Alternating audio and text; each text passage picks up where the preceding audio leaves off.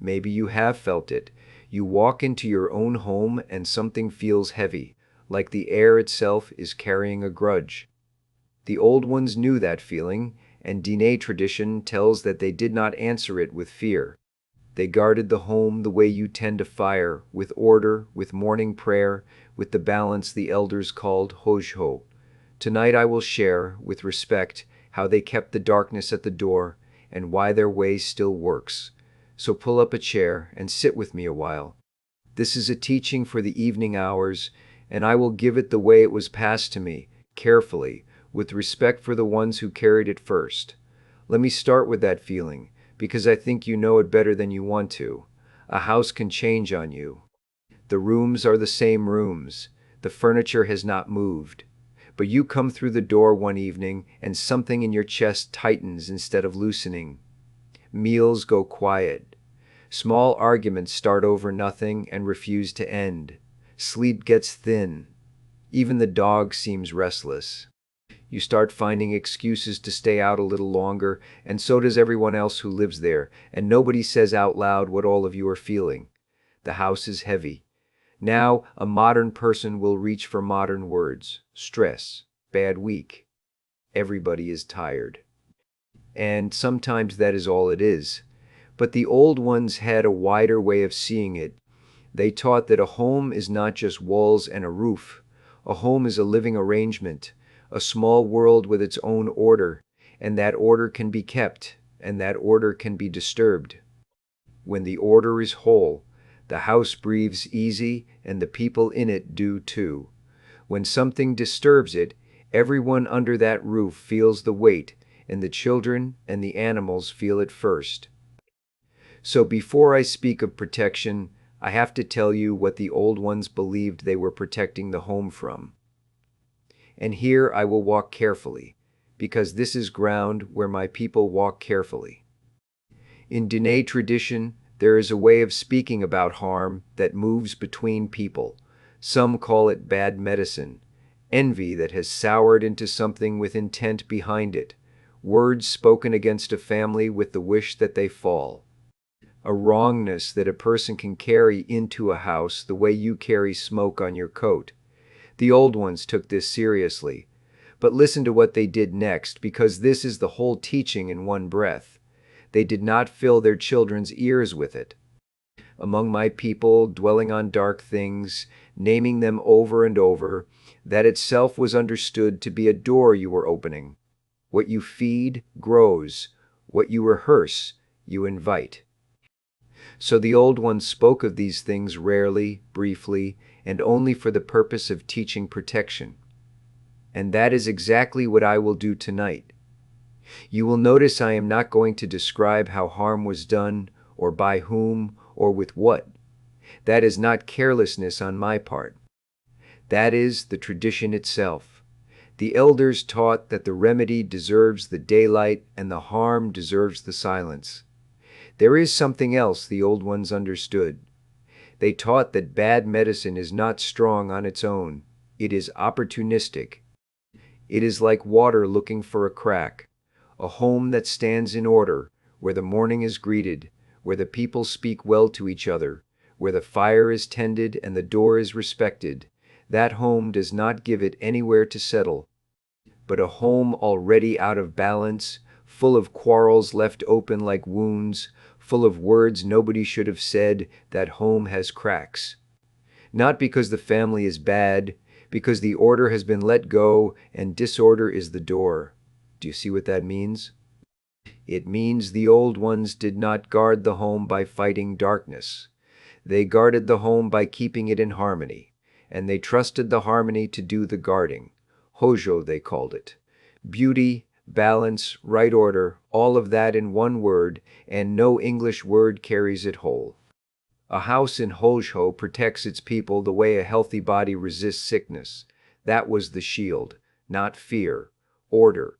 So how did they keep it? Let me walk you through a day, the way it was told to me. It began before dawn. In the old way, the door of the hogan faced east, and the first light of morning was not something you slept through.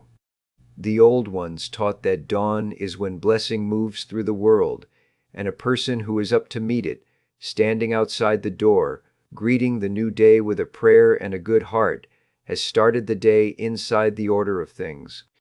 Some families ran toward the dawn, the young ones especially, breathing the cold air. Some offered a small blessing in the old way, corn carried in respect, words of gratitude spoken quietly. I will not give you the words. The words belong to the families and the singers who hold them. But the shape of it I can give you. You rise, you go to the door, you face the light. You say, in whatever way is yours, I am here, I am thankful. Let this house walk in beauty today. That was the first guard set on the home every single morning, and it cost nothing but sleep. Then there was the keeping of the house itself. And I want you to hear this plainly, because it sounds too simple to matter. The old ones swept. They mended. They put things where things belonged. A hogan was kept in order, not because company was coming, but because order in the physical house and order in the unseen house were understood to be the same order. Neglected corners, broken tools, messes left for someone else. That was not just untidiness. It was a small surrender, an opening. When my grandmother's generation said a clean home is a protected home, they were not talking about dust. They were talking about the way a house that is cared for holds itself together against what pushes on it. Then there were the words. This one, I think, is the hardest for us now. The old ones taught that words are not air. Words are seeds, and a house is soil. Harsh words spoken inside the walls stay inside the walls. So in a well-kept home, people watch their speech the way you watch sparks near dry grass. Quarrels were to be settled, not savored. You did not speak ruin over your own family under your own roof. And when a visitor came in carrying poison in their talk, wishing hard on people, the old ones grew quiet and did not join in, and that visitor found the conversation dry and moved on. You cannot always choose what walks up to your door. You can choose what gets agreed with inside it. And then there was the threshold itself, the door. The old ones paid attention to comings and goings in a way we have mostly lost. A doorway is where the outside meets the inside, and they treated it with respect. Guests were greeted properly and fed because a guest received in kindness brings blessing in with them, and what belonged to the outside was left outside. A man who had been near trouble, near death, did not just stroll in and sit down at the table with all of that still on him. There were ways of setting it down first, and I will leave those ways where they live, with the people who keep them. But the principle travels. The threshold is a decision. Something in you should pause there, every time, and choose what comes in with you. Morning prayer. An ordered house. Clean words. A respected door. Do you notice what is missing from that list? Fear is missing. Nowhere in the old way of guarding a home will you find a family huddled up, rehearsing what might be out there in the dark. The old ones considered that kind of dwelling part of the sickness, not part of the shield. The protection was all made of daylight things, humble things a child could learn, and a grandmother could keep doing at 90. Now let me tell you a story. It came to me as a telling of a telling, the way most true things reach us, so hold it loosely. But hold it. There was a family, this would be some generations back, sheep people, doing well. Good flock, strong children, a house that people liked to visit. And then, over one winter, the house changed. It did not happen in one night. It leaked in. The father and the eldest son began to argue about the flock, the kind of argument that never quite finishes. The mother stopped singing while she worked, and nobody even noticed the day she stopped. The little ones fought and cried easily. Sleep went bad for everyone. The food tasted like nothing. Visitors came less, and when they came, they did not stay long. There was quiet talk that maybe someone envied them, maybe someone had wished hard against them, because their flock had done well when a neighbor's had not. The family began to look sideways at people. That was the worst of it, the mother said later. The suspicion. The house was heavy, and now their hearts were getting heavy in the same way. So they sent for an old man, a relative of the mother's, a man people trusted in these matters. And the way it was told to me, he came, and the family waited for him to do battle with whatever had come against them. Instead, the old man sat down and drank the coffee they gave him. He listened to the whole story without hurrying anyone. He let the silences sit. Then he got up and walked through the home, slowly, the way a man walks a fence line, looking at everything. He stood in the doorway a while, looking east. And then he asked them a question. He asked, "When did this house last greet the morning together?" Nobody could answer him. They could not remember. He nodded, the way old men nod when a thing has confirmed itself, and he said, "So the door has been standing open." He did not mean the wooden door. He meant that the order that keeps a home strong had been let down, one small surrender at a time, and whatever heaviness had come against them had found the cracks ready. Here is what he did, as it was passed to me. He did not chase the darkness. He barely spoke of it at all, and he gently stopped the family each time they wanted to dwell on who might have caused it. "Leave that," he told them. "That trail leads nowhere good, and walking it is exactly what the heaviness wants." Instead, he set the house back in order, and he made the family do the work with their own hands, because it was their home and their harmony to restore. The quarrel between father and son was brought out into the open and settled, all the way settled, spoken through to the end, until the two of them could eat from the same pot without their shoulders up around their ears. The house was cleaned top to bottom, mended, aired. What was broken got fixed or got carried out. The mother was asked to sing again while she worked, even before she felt like it, and she said afterward that the singing came back real around the third day. And every morning, all of them, up before dawn, out the door, facing east, greeting the day in a good way. There was prayer in the old manor too, and a blessing spoken over that home by the old man, and that part is not mine to describe, so I will honor it with silence. But he himself told them, the way it was passed to me, that the blessing was the smaller half of the work. The larger half was the order they rebuilt with their own hands, and kept rebuilding every morning after he was gone. And the house came back, not like a light switching on. Like a season turning? Sleep came back first, then the food had taste again, then the visitors stayed longer, and one day the mother realized she had been singing all morning without deciding to.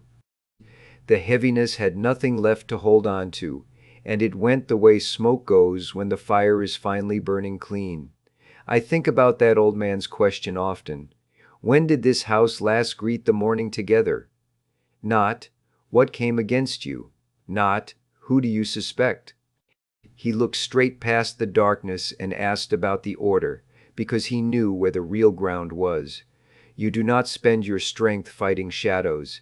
You light the lamp, and the shadows make their own arrangements. And that is the meaning underneath everything I have told you tonight.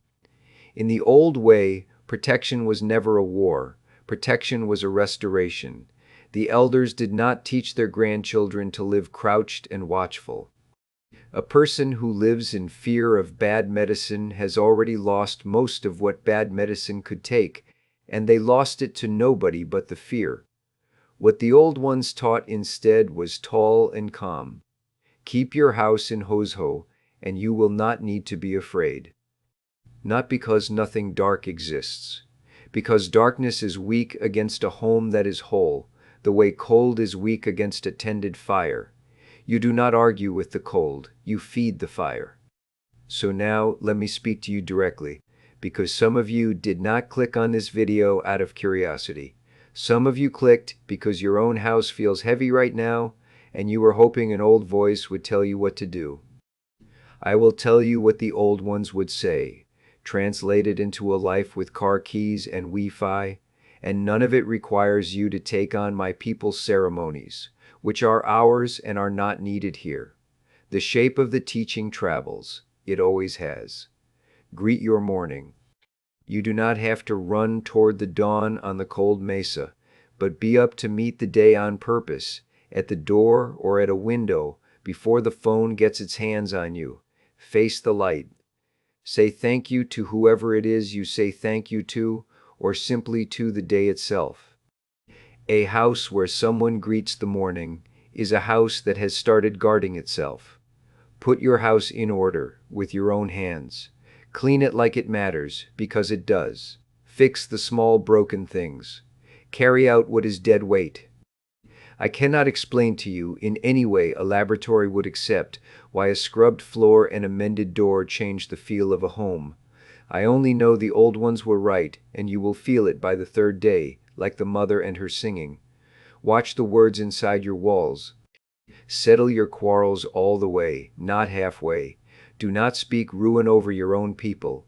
And when poison talk comes visiting, in person or on a screen, let it find your table dry. What gets agreed with in your home moves in. Respect your threshold. Pause at the door when you come home. Set the day down before you walk in. Even one breath at the doorway with the intention, what is heavy stays outside, changes what you carry to the people inside. And starve the fear. Whatever you believe about bad medicine, do not rehearse it. Do not feed it hours of your night. Do not go hunting for someone to suspect. The old ones would tell you that the dwelling is the door. Attention is the most valuable thing in your house. Spend it on the fire, not the dark. None of this is magic, and all of it is old, and it works for the same reason it worked on the mazes generations ago. A home is a living arrangement, and it answers to care. Heaviness is real, and so is the remedy, and the remedy is mostly made of humble daylight things done faithfully. That is good news if you think about it. It means the guarding of your home was never in the hands of whoever might wish you ill. It was always in yours. Before I let you go, I will say what I say each time, because it matters more than usual tonight. I have given you these teachings as they were passed along to me, a retelling and an echo, offered from outside with respect. Different families and different valleys carry these things differently, and where a teaching touch ceremony, I have left it wrapped, because it is not mine to open. If any of this made you want to hear more, seek out Diné voices telling their own stories in their own way. They are the source. I am only a lamplit from their fire. Thank you for sitting with me tonight. May your mornings be greeted. May your door be respected. May your house grow light again. And until we talk next time, walk in beauty.